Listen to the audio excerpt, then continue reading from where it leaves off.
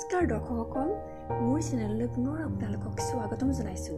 আজি নতুন এটা ৰেচিপি লৈ আহিছোঁ। এইটো হৈছে কলফুলৰ পকৰি। ইতিমধ্যে মই আপোনালোকক কলডিলেৰে কেনেকৈ পিটিকা বনাব পাৰি তাৰ ৰেচিপি এটা আগবঢ়াইছিলোঁ। এতিয়া মই আপোনালোকক কলফুলেৰে কেনেকৈ আমি সুন্দৰভাৱে বৰ বনাই খাব পাৰোঁ বা পকৰি বনাই খাব পাৰোঁ তাকে আপোনালোকৰ আগত আগবঢ়াইছোঁ। এতিয়া মই কলফুলখিনি বইল কৰি ল'ম। কুকাৰতে দিছোঁ মই এটা হুইচেল মাৰিম। কলফুলৰ পকৰিৰ কাৰণে মই বেচন একাপ লৈছোঁ। ইয়াত অকণমান মই বেকিং পাউডাৰ মিহলাই দিছোঁ, লগতে কালজিৰা কেইটামান মিহলাই দিছোঁ আৰু আদা অকণমান মই ইয়াতে চুচি দিম।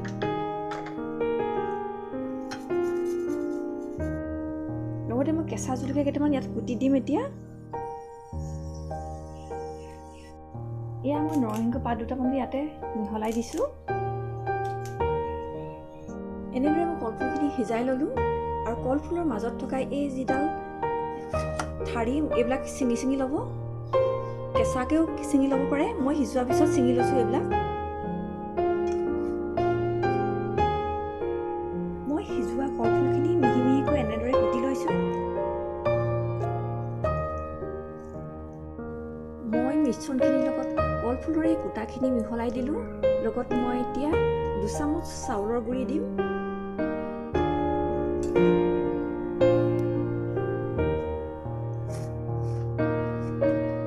লগতে মই এতিয়া নিমখ মিহলাই দিম।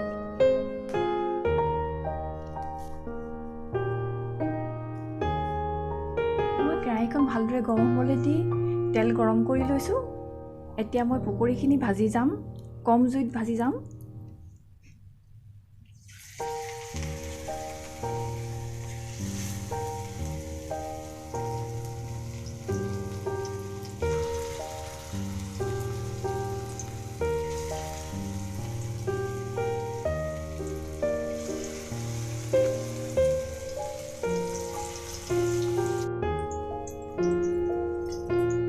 এইদৰে কম জুইত মই মচমচীয়াকৈ পকৰিকেইটা ভাজি ল'লোঁ।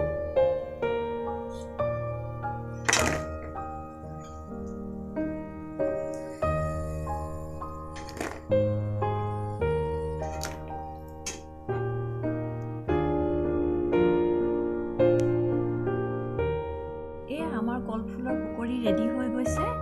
আপোনালোকেও এনেদৰে বনাই খাই চাবচোন। লগতে আপোনালোকক মই নথৈ ধন্যবাদ জনাইছোঁ, যিহেতু মোৰ চেনেলটো আপোনালোকে চাই ছাবস্ক্ৰাইব কৰি আগবাঢ়ি যোৱাত সহায় আগবঢ়াইছে।